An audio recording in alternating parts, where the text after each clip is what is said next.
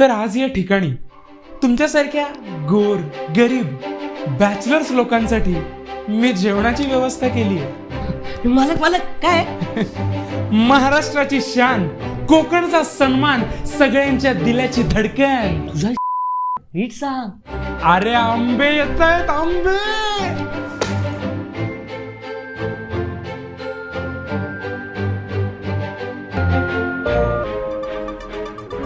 लाड सोनं.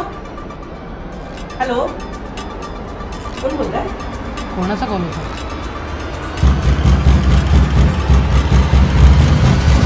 आणि मी काय म्हणतो, हा पैसा आपण खूप जास्त वाईट मार्गाने कमवण्यापेक्षा थोडा कमी वाईट मार्गाने कमवू.